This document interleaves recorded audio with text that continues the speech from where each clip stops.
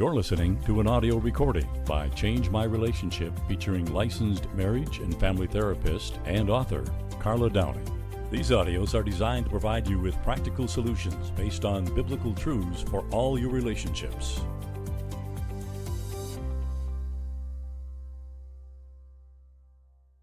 I'd like to welcome you to Change My Relationship podcast.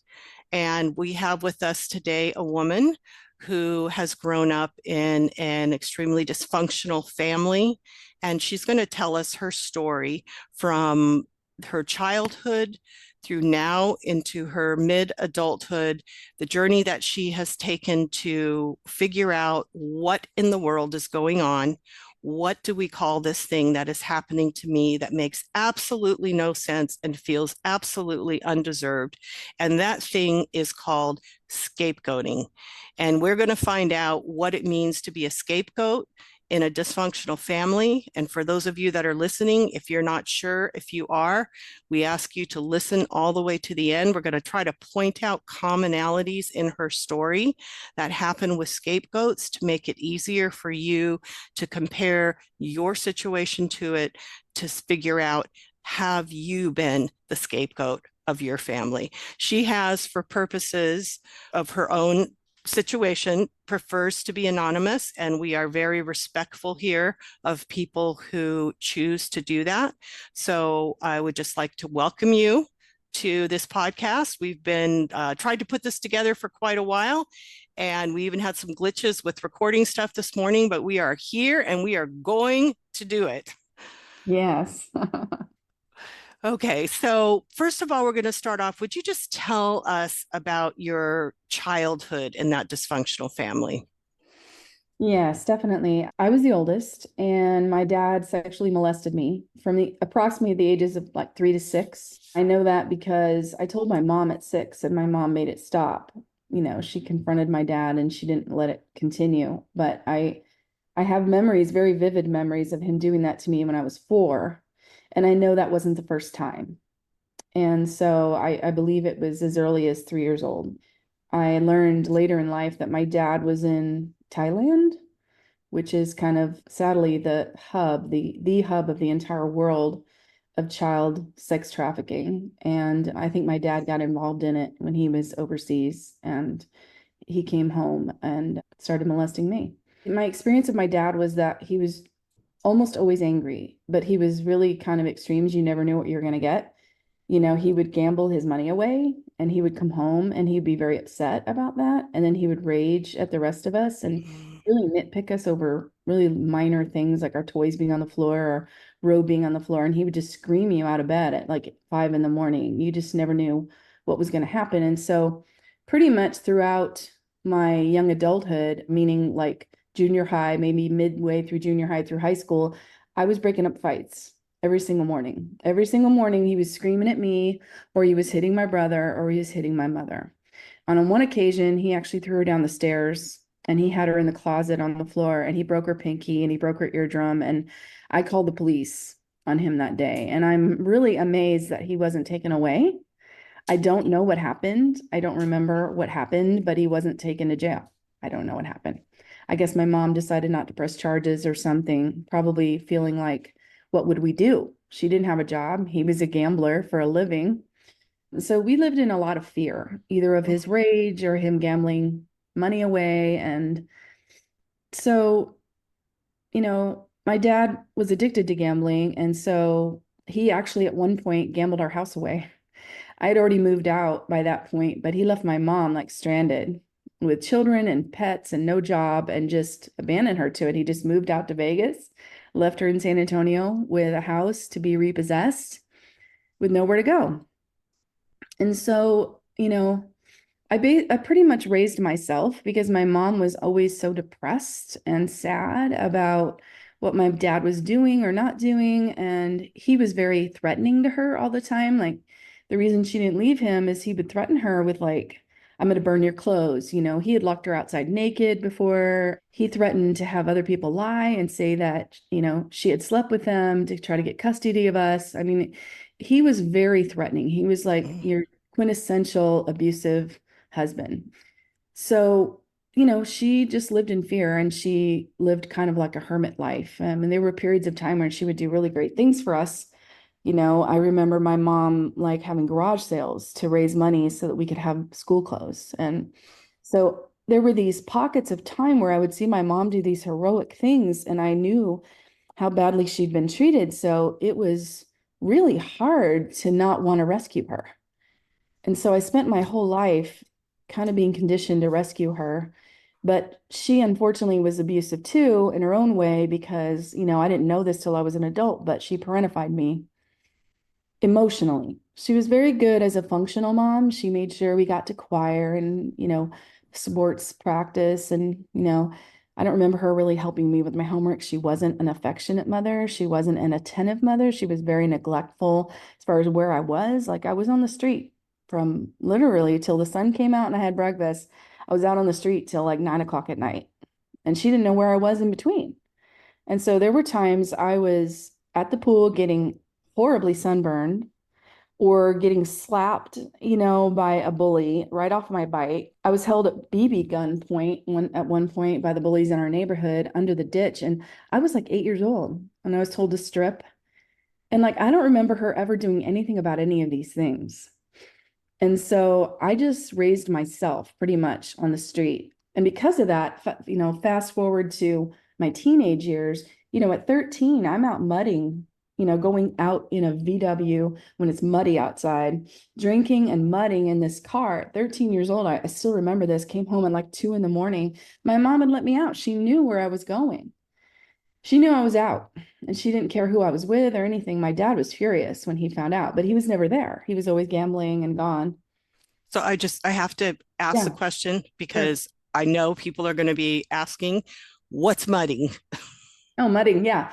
It's going in a car and kind of four-wheeling and kind of spinning around on purpose, because it's really fun. The mud is really slippery and it's kind Okay. of dangerous, especially with your drinking. Hmm. A group of us are out there drinking and doing this. Thankfully, I was okay, but I came home covered head to toe with mud. I was in the middle of the night. My dad actually happened to be home. I didn't expect him to be home because he's never home. And he was home and he was furious because I was out with 20-year-olds and I was Yeah. 13. Yeah. That kind And of neglect and allowing you to do that is part of the abuse, yeah, But so what I'm hearing is that your dad was obviously very abusive. He was a gambler. He's abusive to your mom. He's very abusive to your mom. So hmm you took care of your mom? Did you hmm jump in and try to, because I know I did, and my situation was not quite as severe as yours, but hmm close. And hmm I know that I felt like it was my responsibility to protect Absolutely. my mom and to Yeah. make sure that she was safe. And I then was to the pick up, oldest. Who else is going to do it? I yes, mean, I exactly. was the only one he didn't hit, interestingly enough. He would scream at me, he would rage at me, he'd get right up in my face and rage at me and even spit in my face at times with that rage. That's how he was just beet red. But, I didn't know who else was going to help. I mean, my mom had tried to go get help when she first found out that my dad molested me. She went to chaplain, the base chaplain. My dad was in the Air Force. She went to his military commander. She went to a separate like Baptist preacher that she knew. She went to several different places, maybe 3 or 4 different places. And they all said the same thing. They all said, you don't want to do this to your family.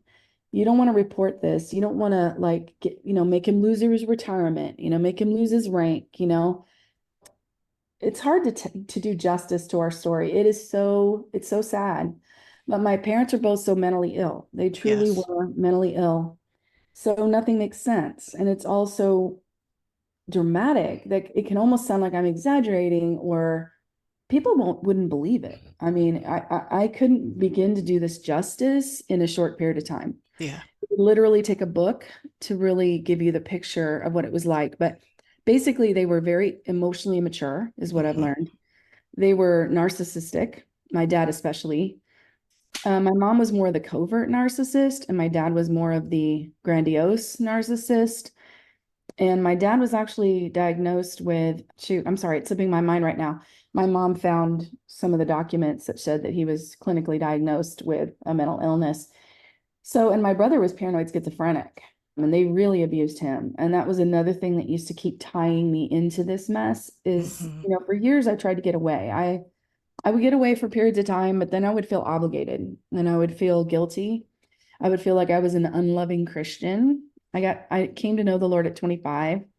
Before that, I was pretty messed up myself. I had been raised in a really messed up environment and I hadn't made the best choices myself. I say that, and it's very true. I didn't have a no muscle when it came to sex because of what he did to me. And I didn't know that. And also just, I think there was a very sexually charged atmosphere in my home. I mean, I found porn in my mom's drawer. There was porn in the house. It was just, looking back, spiritually speaking, it wasn't a safe environment in any possible way, shape, or form, spiritually or emotionally or anything. And so I grew up, in South Texas doing what my friends did because that's who raised me. I hung out with my friends. I didn't get any guidance from a parent. I didn't go to church. I didn't know what was moral and what was immoral. I really didn't. Right. Well, and it's very common for victims of sex abuse, child molestation to be promiscuous because you don't, when you say you didn't have a no muscle to your body when it came to sex, is you had been taught that there wasn't a boundary there. And you had also been taught that the way that you get attention or love or maybe even approval was to be sexual. And so how would you have known that? So that's a very common story. Yeah. And I got good attention for being pretty. I was pretty and I sang well and I was popular for those reasons, not popular like in a grand scale, but just those were what got me friends, those attributes. So of course, what do? You lean on what your strengths are, what you think they are. Now I know there's so much more to me than that, but I just wasn't taught that. And so God taught me purity. When I became a Christian at 25, he radically saved me. I was changed overnight. I really was. And all the things I was doing before, drinking, cussing, sleeping with whoever I felt like, I should at that point in time, boyfriends or whatever. I stopped all of that because I instantly knew that God wanted holiness, that God wanted to restore my innocence and that he was going to give me a clean slate. Exactly. So tell us now, so far, what your story sounds like is an extreme example of abuse, addiction, on multiple fronts, just, a very neglectful childhood.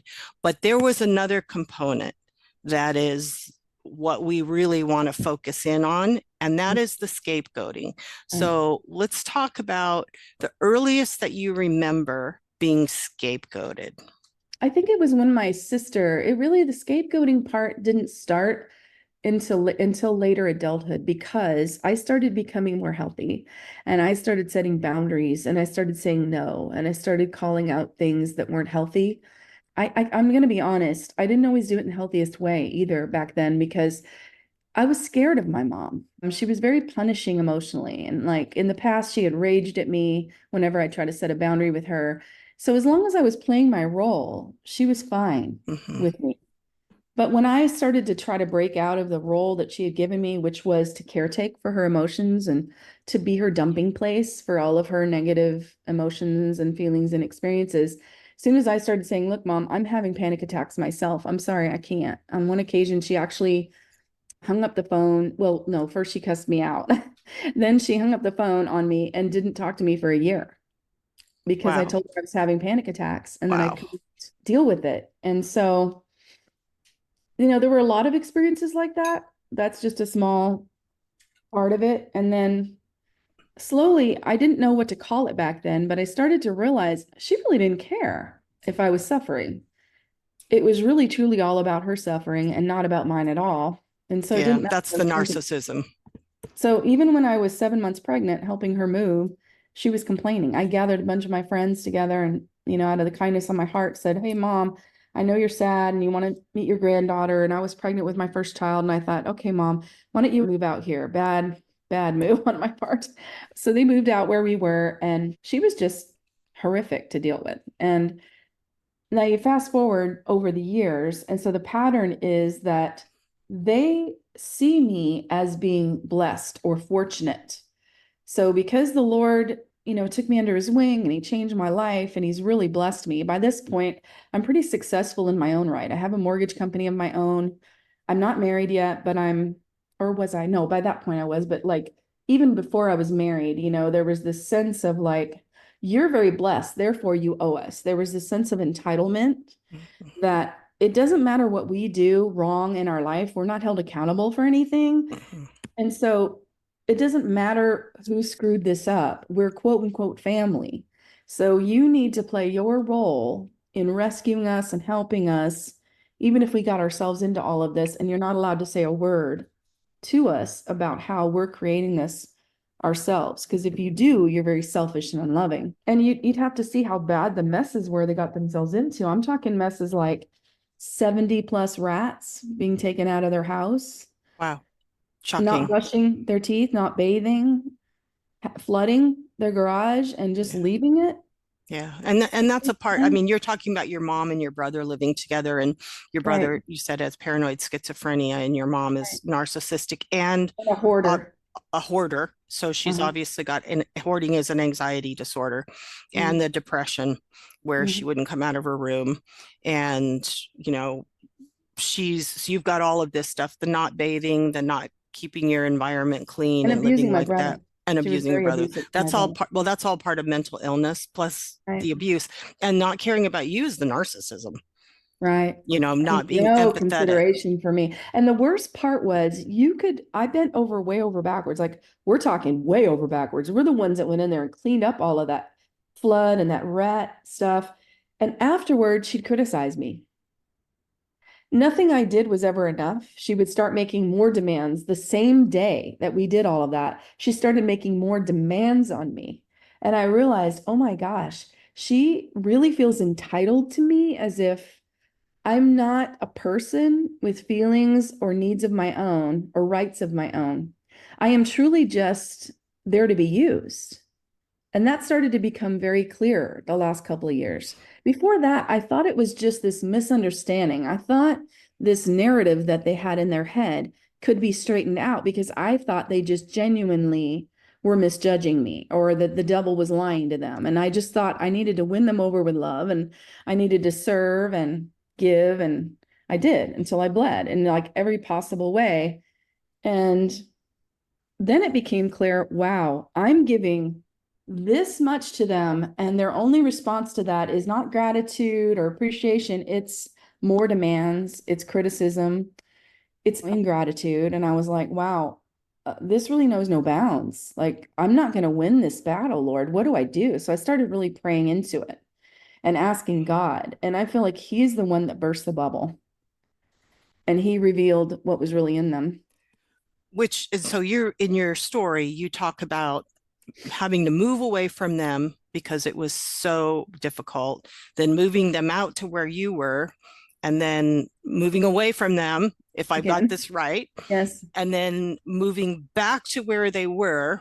Yes. Out of an obligation. Yes. To take care of them, your personal, in your obligation, and your husband went along with it. Yes. And I mean, so we're talking about like what, 3, 4, 5 moves to get away from, or to go to, bring them to you, to help them, to take care of them as the oldest in the family, oldest child. And then you finally moved away again.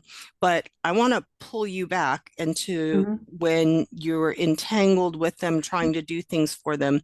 The scapegoating is making you the problem. Like the scapegoat serves a function in the family, and the function is basically to deflect from the family problem, to deflect from what is going on by picking a person in the family. And it usually is the one who is the one that's saying, this isn't okay. So you made yourself, well, you always were the most functional part of the family, the one who caretook, being the oldest. So you found yourself being blamed for all of the problems. Now you're saying, yes, they didn't appreciate it. And obviously the story you're telling about your mom is very typical of narcissist entitlement. And then it sounds like plays the victim. But where did the scapegoating come in? And I think to have Yeah. to describe that, you got to bring in your sister. Right. Well, what happened is my sister married the wrong person, and it turned into a very big fiasco for her. It was a court battle, just to make a long story short, between her and her mother-in-law. And I was caretaking that entire time, trying to fly out to see her and be with her when she had to go to court and just hold her hand. And, and I would give her things that she needed to get through it. Like she needed a laptop because hers broke down, or, you know, it's hard to do this justice. Like a friend would fly me out to California to visit with this friend, and my sister would, show up and want to be a part of that. And we let her the entire time. And then at the end, my sister would be upset and go to my mom and say that I didn't treat her lovingly, just because I said I wanted one last lunch with my friend before I left alone. So the fact that I said that I need to have a one lunch with my friend alone. So to boil it down into a nutshell, if you try to set any sort of boundaries with my sister, if I even showed up to a birthday party with my husband, she would literally hide behind a pillar and cry to her birthday. If I showed up with my husband to her birthday party, she would just feel victimized by that. And so I walked on serious eggshells with my sister, and she was just always upset with me about something. She was jealous. She felt entitled. In a weird sort of way, she idolized me, and yet she also villainized me because she would want me to be there for her as if I was a parent, I think, to some extent or something. And when I would want to be sisters and have kind of equal footing, she saw it more like I owed her the world. She had that same sense of entitlement. And so it was a theme throughout was, these small boundaries that I would need to set that anybody else would see as reasonable. And I would even do it apologetically. Like I would say, oh, I'm really sorry, honey. I just can't have you come for a visit right now. And she would give me the silent treatment, and for some reason that was really painful for me. It felt very punishing.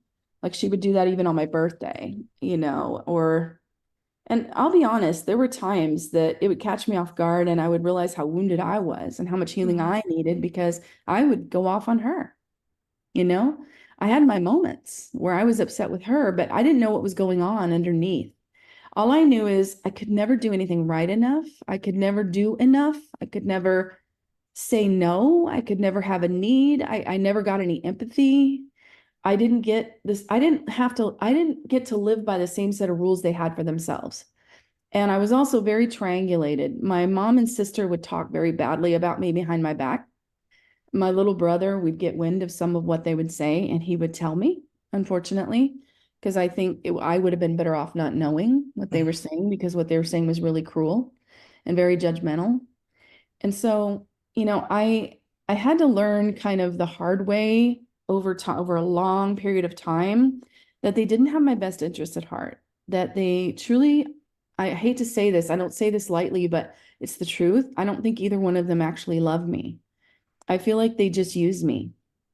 And so as long as I was towing the line and doing what my, very entitled little sister wanted me to do, then everybody was happy. Even my mom would be happy with me because she favored, the one thing I haven't said yet is just how much my dad and mom blatantly, unashamedly would favor my sister. I mean, there was just they didn't even try to hide it at all. They were very open about it. They were very open about favoring my little sister, who's 12 years younger than me, and enabling her. Sadly, it wasn't good for her at all because they enabled her to feel like she was allowed to be the center of the universe and make demands.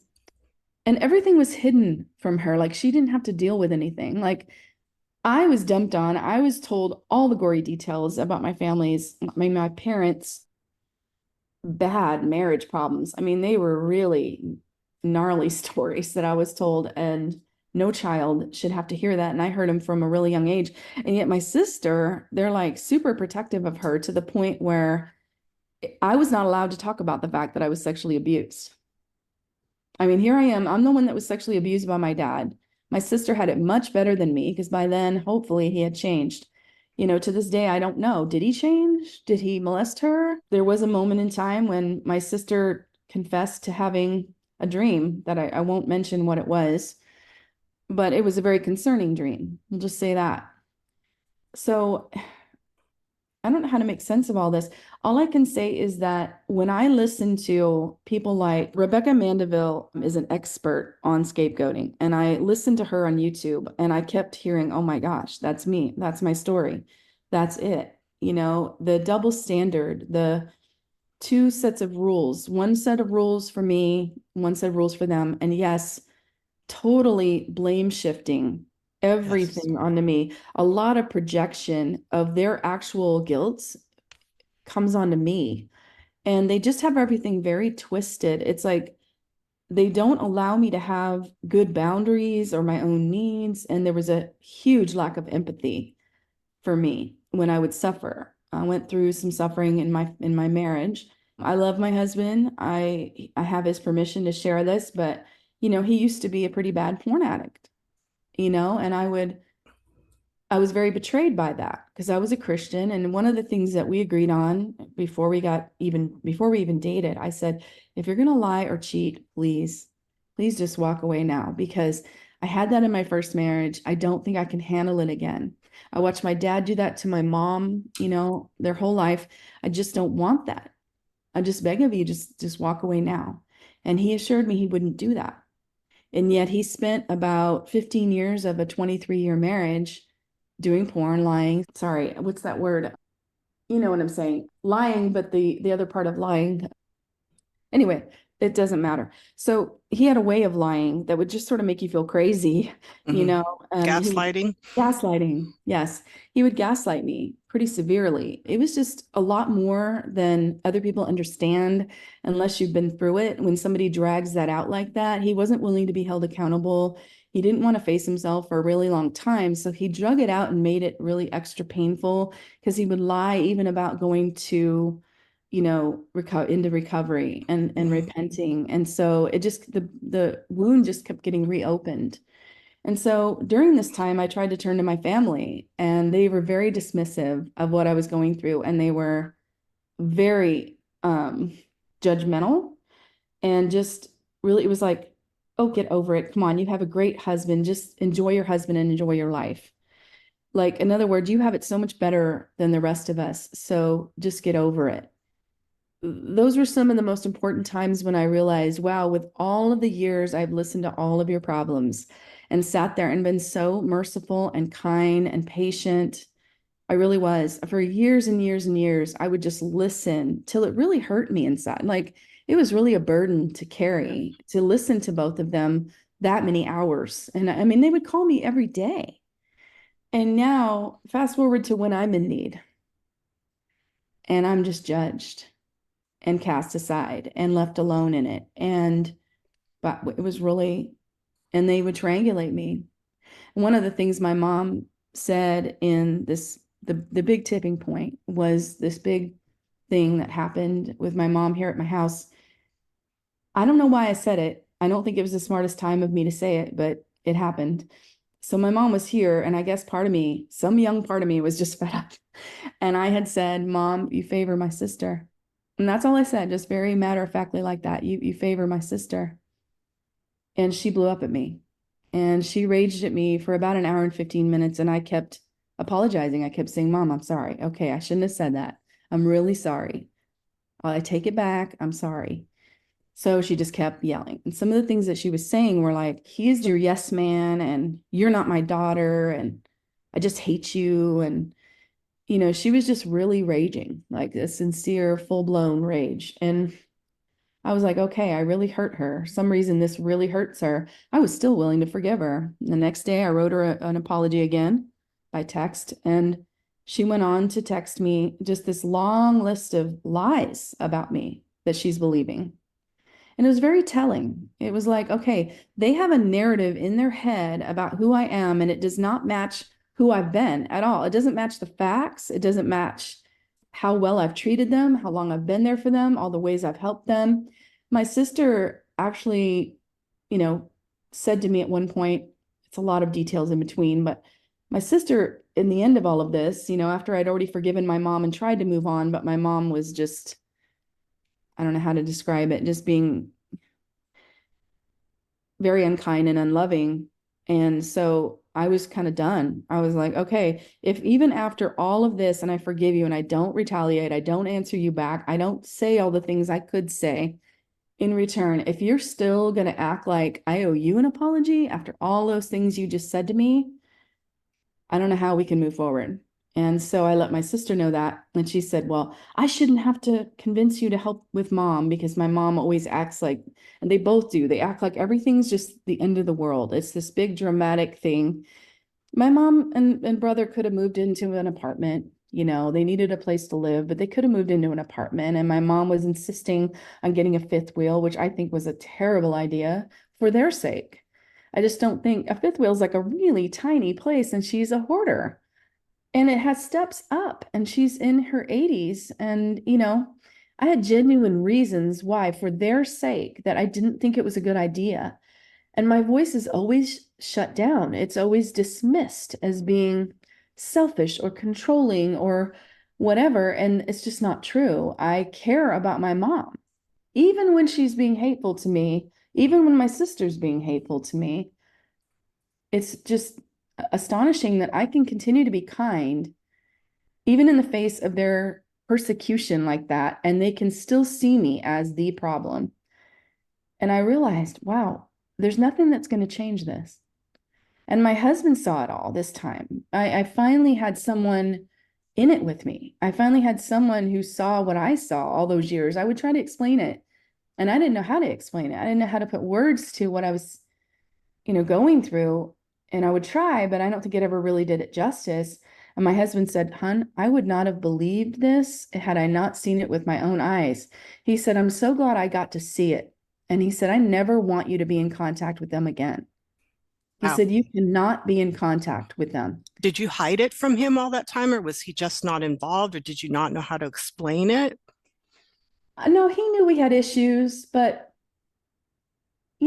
like I said, as long as you're towing the line, quote unquote, Then they're there's a okay. certain amount of good that happens. And so you get confused as to whether it's really that bad. So until I saw the darkness truly and the projection and just this completely fabricated story they had going on in their minds, that the facts, I have all the facts, I have all the phone records, the emails, the receipts to prove that none of what they were saying about me was true, that I'm so selfish, that I don't care about my mom, that my sister has to convince me. I mean, that is just one of the worst things she could have ever said to me, that she has to convince me to help my mom.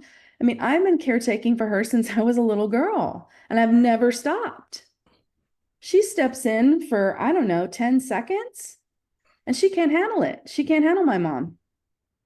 And that's why she was acting that way, is that she didn't want to Exactly. get stuck taking care of my mother. Exactly. Yeah.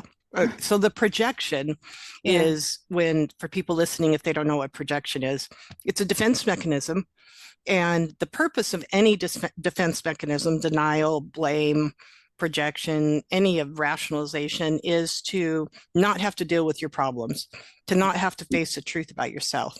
So they're projecting things onto you that are really in them, that they Yeah. don't want to have to deal with and admit to themselves even, or even potentially face. So they just put it all out on you, and then they get to stay in denial, stay comfortable, and then they can rally around being mad at you and Right. talk about you, about how Right. terrible you are, Exactly. because then they don't have to talk about how terrible they are. Your mom Right. doesn't have to talk about the mistakes she's made that have put her in a situation where she Exactly. doesn't have money and she doesn't have people there that can take care of her, and she's got her own mental illness she's never dealt with, and your sister has her issues. Instead, the purpose of scapegoating in a family is to put all of, like in the Bible, scapegoating was when they, chose one of the, it was a goat, right? Where they took the goat and they decide that the scapegoat was going to get all the sins, right? Put on it. So it's the same thing. You're getting all the blame for all the problems that they don't want to deal with, even though you're the exact opposite. You're the Yes, one who is exactly. taking care of them. You're the one who is caring. You're the one who is trying. You're the one who is healthy to a certain degree compared to them. You know, you're Mhm. getting healthier, but you're the bad guy.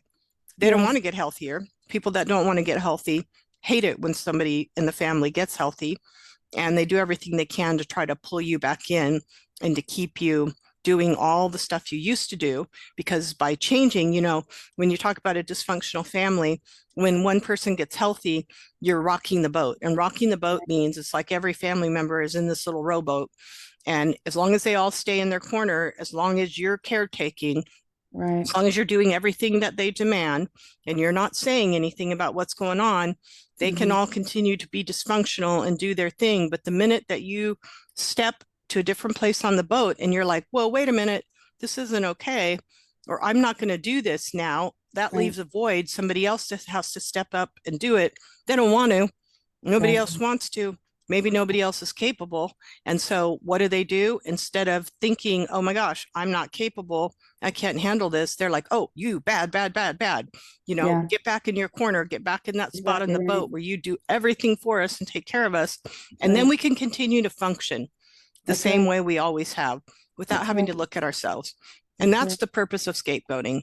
that's And it. if you That's it. The amazing thing is that they don't see you as a person. no, They just see you as a resource. You're like a tool. You're like a tool to be used, and they don't really have any shame about that or no, any they don't see you as having a heart or feelings or needs. It's really crazy. Because when we decided to move back to San Antonio this last time, the reason we did is my dad died. My sister had gone through a lot trying to take care of my dad. My sister idolized my dad because he spoiled her so badly. He gave her everything she wanted. right. She So was the golden child in the family. yes, yes. And my dad was a narcissist and he was very charming. And she fell for his charm. And it really didn't matter what he'd done to the rest of us. She knew about it, but she didn't want to hear about it. And I would literally feel this sense of shame from other people, like them putting shame on me for trying to tell the truth about what happened in our family. And I wouldn't bring it up very often, but when I would bring it up, it would be with a purpose. It would be that you guys are trying to scapegoat me here. You're trying to make it sound like I'm the problem of all problems. And I disagree. I think that a lot of things have gone wrong in this family. So I have this heart for my sister. I watch her go through all this trauma with my dad's death. It was very traumatic for her. And I'm actually seeing her grow up a little bit. She was just like really taking on a lot of responsibility, trying to be very loving, very conscientious about how his care was and everything. I thought, well, maybe she's changed. And to a certain extent, she had. And so it was very confusing because on one hand, my sister had grown up a little bit. You know, she really had started to try to own what she could, but she wasn't willing at all to look at the way she'd treated me. In her mind, I was still this real big problem. Now, granted, she acted like she was willing to let go of the past and she just wanted me to let go of the past. And this recent round was, why can't you just let go of the past? Well, the thing is I felt all of this stuff going on under the surface. I'm very sensitive to that kind of stuff. And I could see how they were treating me. It would become very clear they were talking badly about me behind my back because my mom would let things slip. She would say things, my brother would let things slip. So it was really, I didn't want to believe that they would do that. It would just became crystal clear to me. Wow, they were really talking badly about me behind my back. And so there was a lot of betrayal in this. There was a lot of, being manipulated so that I would do what they wanted me to do. And for a little while, I fell for it. For a little while, I really thought maybe there was a chance for my sister and I to heal. And for us, even if my mom and I couldn't, then maybe my sister, maybe I could convince her, of what was true. And very gently over a 2-year period, I tried to just say, there's more to this story with mom and I than she's going to tell you. I said, mom was very abusive when I was growing up. I mean, she told me her problems day in and day out every single day. And I wasn't ever allowed to say, no, mom, this hurts me without her blowing up at me. I said, that really does something to a child. And so now when people aren't there for me, it just feels incredibly unfair. And I would try to talk to her, but it would always blow up. She would just blow up. She couldn't allow us to have an honest conversation about my dad or my mom and I realized through listening to materials on scapegoating that what you're doing is, like you said, you're messing with the status quo. You're messing with their idea of what the truth is. And they've put you in a role so that my sister could not handle, or she acted like she couldn't handle. She's been fragilized. She's fragilized herself, and my mom and dad have fragilized her to the extent where she thinks she's superior because she, quote unquote, doesn't think about the past, but she thinks about mine, and she holds it Yes. against me.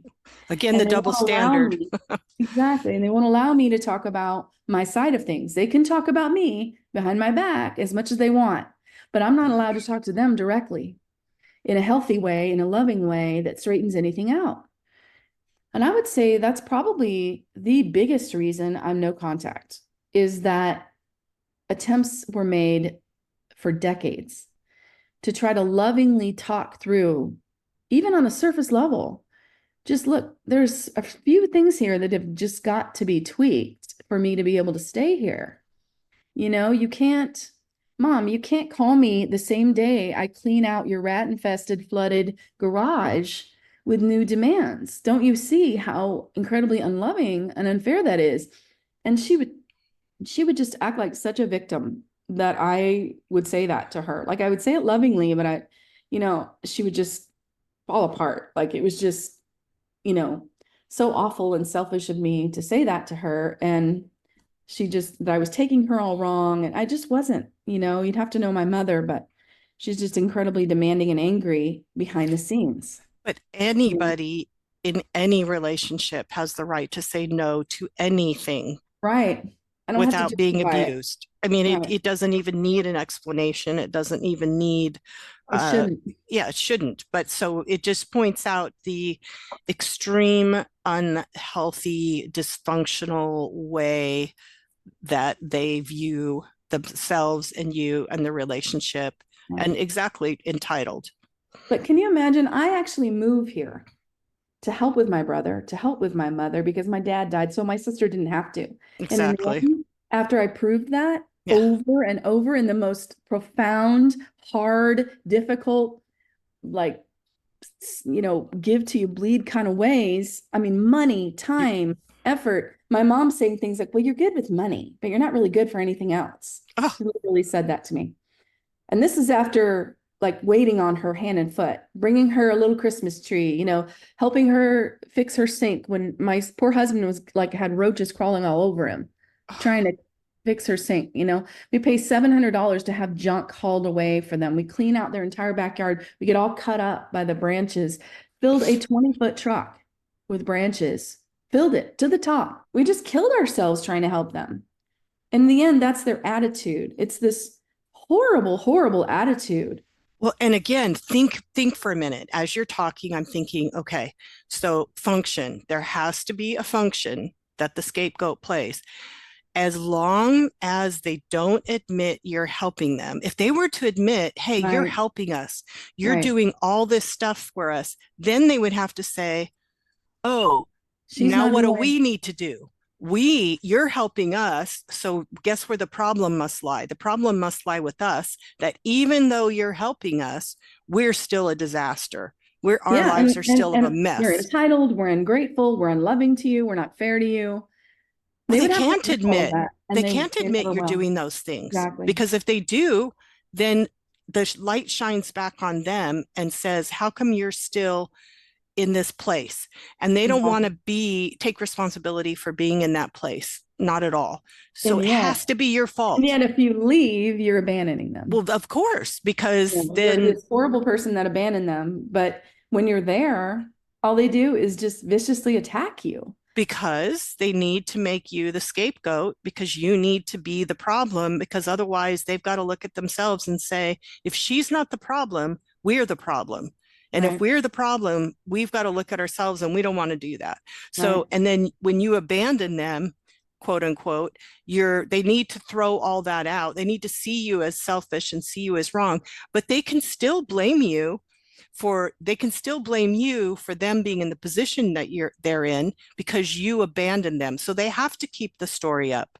Mhm. Because if they say, oh, she has a right to leave, she's helped us, she has a right to leave now, she's an adult, her life is separate, she's got a family, she's Right. allowed to do that, then they've got to say, okay, it's not her fault we're in this position, but you can forever be the reason that they're in the situation that they're in, living in the mess and Yeah. the gross situations and not taking care of Yeah. themselves. And Yeah. you're going to forever, you need to forever be the reason that they're in that Really true. They're very situation. invested in that. Yes, I they mean, I have to tried to be. help my mom find a place to live. I gave, I helped her find the place to live and I mean, I risked a friendship. I had a friend who had a bunch of rental properties, and I set up my mom and brother to live in this home, and then they got it rat infested and rodent Again, infested.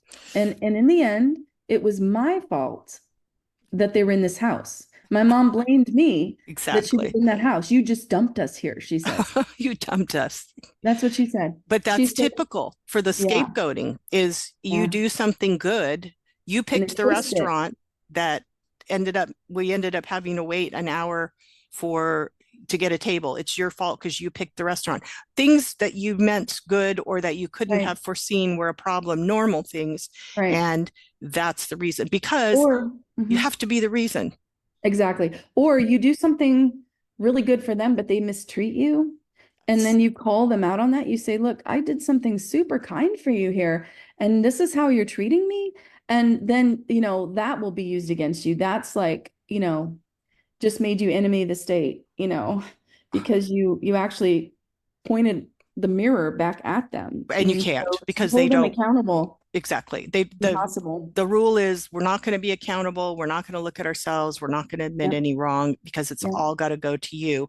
So you've got to talk about the process and the mental, emotional, and spiritual struggle that you went through Mhm, before you recently mhm, decided to go mhm. no contact. I can honestly say it was a hellish mental torment. And I don't use those terms lightly. It was mental torture because I was constantly feeling, I was living in a place of being unloved, unseen, unappreciated, and yet I felt obligated to keep giving, keep showing up, and keep getting hurt. And scripturally, the way I was looking at it back then was just very overly simplified. I was thinking of it in terms of I'm supposed to love like Jesus loved. He said to love our enemies. He said to give freely as you've been freely given. He said to, basically pour cold water, on your enemy's head, right? By being kind, even when they're being nasty, you're supposed to be kind. And so I guarded my heart. Gradually over time, I learned how to guard my heart and still engage with them on a more surfacey level and stand up for myself where I could without it becoming a big blow up fight. But then over time, I just realized that's not getting me anywhere. It's not changing. What I saw happen was as soon as I tried to get anywhere near them again, my sister would get hurt and she would make me responsible for how she felt when she was around me. And she would read a lot into things that just weren't there on my Exactly. part. I had very good intentions toward her. I was not judging her. I was concerned for her because I didn't think she was making the best choices all the time, but I never judged her. I always felt very much full of compassion for my little sister. I still do. And that's the one thing I do want to say is that I'm not angry with them because I see them as sick. Yeah, I see they them as are. blind. I see them as blind, and I see them as sadly kicking the one person out that was there to really love on them and help them and lead them toward the Lord. And I also see this as very much a spiritual battle. And so I feel like the battle's not over just because I'm not allowing them to have access to me. And I just want to say on a side note, I learned from Lisa Turkhurst, and I'm sure other people have said this, but this is where I heard it. But she said, you can't give level 10 or the highest level of access to the deepest, most intimate parts of you to someone that shows only a level 3 of level of responsibility or accountability or character. And that really jumped out at me. And my friend who we both know told me that the definition of dysfunction is that the harder you try, the worse it gets. And that's what I saw happen over and over and over again. See, this last round, I had gone through a lot of healing, a lot of inner healing, a lot of recovery, a lot of changing my thinking. And you I had worked also on taken my myself. classes. Yes, I have. And Yes. your classes were a huge help. And so were the women in them. You've been a big help to me. And I've asked you questions on the side, and you really helped me because you're like, no, that's pretty dysfunctional, my friend. You can't open your heart up to that. You can't give yourself to them because that's really not safe and not healthy. And so that really helped. I mean, there were a lot of wonderful people along the way that kind of guided me and helped me start to take better care of myself and helped me start realizing, wow, maybe this just really is a no-win situation. But in between little moments of getting a reprieve by somebody else saying that's really not healthy, in between, it was just awful torment. And so I cried out to God at one point in the spring of 2023, and I said, Lord, I really can't take anymore. And yet I truly don't know what to do. And I need you to reveal it to me. And he spoke to me over a period of time, and he kept saying, I don't want you to give yourself to them anymore. I don't want you to open your heart to them anymore. He actually called them mockers. He said they were mockers. They are. And I heard another podcast that Sandy was telling me about that said that people who are unwilling, and I mean really just dead set against looking at themselves, are wicked people. People that suppress the truth. If you read about what Jesus said about, or the word says, I'm not sure if it was Jesus, but the word says people who suppress the truth, and really they're lying. I mean, really, it's lying. It's true. Yeah. And so if you read about what the Bible says about liars, they are counted among the wicked. And I'm not saying my family is, I don't want to make that judgment call. I'm saying I think there are biblical grounds here, and in clinical grounds as a counselor, I'm studying to be a counselor. I saw the writing on the wall. I just finally saw, oh my gosh, wow, but before that, I just kept thinking it's my job to love them no matter what. It's my job to serve them no matter what. And yes, I need to guard my heart. Yes, I need to not give them as much access. But I found with this type of person, because their expectation level is so high, it's going to end up here. It always does. It's going to end up very badly for everybody, not just for me, but for them too. Like they wind up more hurt with all this love that I am giving, that I poured out all this time that I've been here. Money I could not afford to spend, time I could not afford to spend, kind of risked our health trying to clean up all that rat mess and everything. And what do we have to show for it? Yeah. And it didn't help them. I mean, maybe it stopped them from being homeless. I hope it did, because they probably would have been evicted.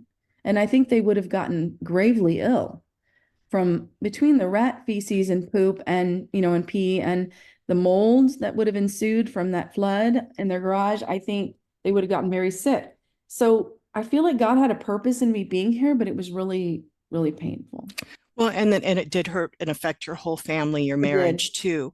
But I think scripturally, the problem is with all dysfunctional relationships is we focus on one verse. So the verse here that we focus on is, honor your parents and it will go well with you, one of the 10 commandments. And that you need to, honoring your parents means you need to stay in their lives and you need to take care of them and you need to do whatever they need and you need to be there even if they're hurtful, abusive, mean, all that kind of thing. And there is some element of truth to that in terms of showing them respect and showing them honor and caring about them, even if they have hurt us and they're not perfect, but not when it continues to cause us damage. And obviously, in your case, significant damage, not just, oh, I'm a little bit upset or stressed when I go over there, but significant damage. But the thing is we forget that the whole Bible's filled with other scriptures. Jesus looked at towns and said, I ain't going there. Their hearts are so hard, it's not even worth it. And he told the disciples, if they don't welcome you to their house or their town, wipe the dirt off your sandals and keep on trucking and go find somebody else who wants to listen. And then there's all kinds of scriptures about, in fact, the scriptures about put light into darkness. And if the darkness doesn't care to listen, get out of there. Yeah. Like, If your don't peace even, doesn't come back to you, right? That exactly. scripture. Don't even let God's been what showing they're, me that. He showed don't me that. even let what they're doing, don't even talk about what they're That's doing. right. Don't even let that affect your life, and be that The salt, be dust up, that I light. think, means don't let them get to you. No, Just don't move let them on. get to you. Yeah. Exactly. I just wrote a devotional on that. Yeah. So it's just, there's so many scriptures, and there's scriptures about going to your brother and speaking truth. And if that You're so brother right. doesn't listen, Matthew 18, then you go to more people. And then you go to somebody else. And so it's like, Right. there are so many examples of, if you look at Proverbs, it's like, don't hate your enemy in your heart. It's like, go tell them. Right. Tell them about it. And if they don't listen, it's like mockers don't listen. And if they don't listen, like, walk away. Don't have anything. Right. I mean, we could go on and on and on. So And we true. forget that those verses are about them also. Those are the parents, family, they're a relationship. And all those verses are talking about relationships, and they all apply also, not just the honor your parents, suck it up, put up with whatever you have to in your family, and They be all apply. abused. No, they all apply. And that's where that whole truth can bring health to the situation. And, I think they don't really have a chance to completely fall apart if you're there taking care I of them. agree. And maybe they never will get healthy. I Your agree. brother has It's significant scary to mental let that illness. happen. It's scary to let that happen. I just It want to say is. one thing, adding to what you were saying, is I agree with every word you just said wholeheartedly, and God's been slowly, showing me all of that. I knew that at one point in time, and I think I let them kind of twist it. They use scripture against you. They use love against you, Yep. because they like to think every time you try to hold them accountable, you're not loving. And I don't think that, because they don't really read scripture, I don't think very much, if at all. I don't want to judge that because I don't know for sure. But if they are, they're missing a lot of what it says, because it talks about accountability. Love has accountability in it. Totally. And a lot of these people do not want to believe that. In other words, if you try to hold me accountable, you're not being loving. Exactly. And Jesus held people accountable. And I think a Totally. lot of people want to think of him as this little squishy teddy bear who's just always going to approve of everything they do. Well, you're not giving me grace. You're holding my wrongs against me or whatever. And I think there's a difference between holding something against someone and seeing a pattern that's really hurting you and needing it Absolutely. to stop. There's a Yeah. big difference between those two things. Totally. It And it's has not unloving. no, Yeah. it is. Romans 13:10 says love does no harm to its neighbor. So love does no harm to your I neighbor. like that. And who's your neighbor? You're your neighbor. Jesus said, love your neighbor as yourself. So I look at that. That's my number That's a really one, good don't one. enable scripture. Love does no harm to your neighbor, and you're your neighbor. The person's a neighbor. So you ask yourself, is my love harming them? Well, it can be if it's enabling them to continue to do things that are wrong and not take responsibility. Is it harming you? Was it harming you? 100%. Absolutely was harming you. You were being abused and you were being mistreated. And it was, I think at one point you said you began to have physical problems, which is not surprising. Yes. And it was harming your marriage, which we didn't go into that, and affecting your children. But if love is doing harm to you or the other person, and that includes enabling them to continue doing what's wrong, then love is doing harm. So yeah, Jesus is not a squishy teddy bear. He's not a jellyfish. He's not a passive person. Jesus was an extremely assertive, strong personality who literally, by just speaking, put daggers of conviction. He told it like in it was. people's hearts. He told it like it was. I always say, don't be quite as strong as Jesus. Don't be quite as assertive. Seriously, because you're not him, you're not God. He called names to people too. I mean, he called it like it was.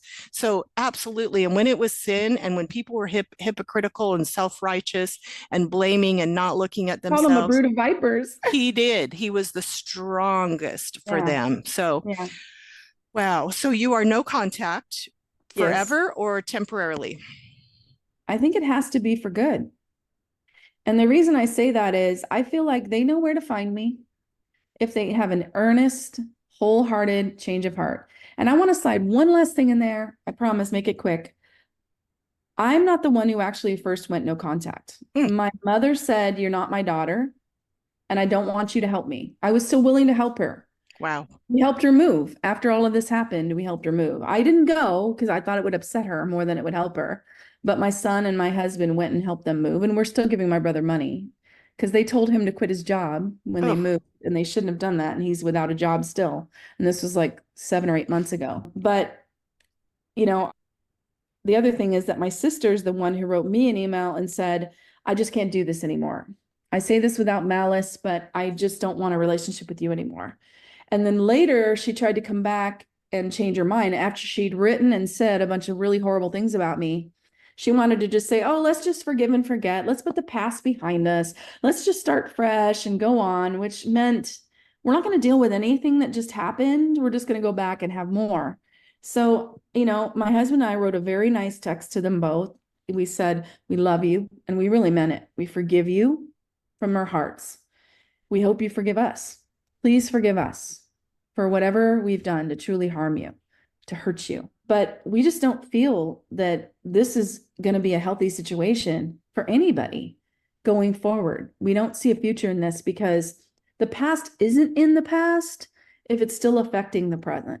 Exactly. And I said, we just have to leave it at that and agree to disagree. And I just don't think being in contact is going to work because, we believe very differently about what's healthy and what's right. And it's just not going to work.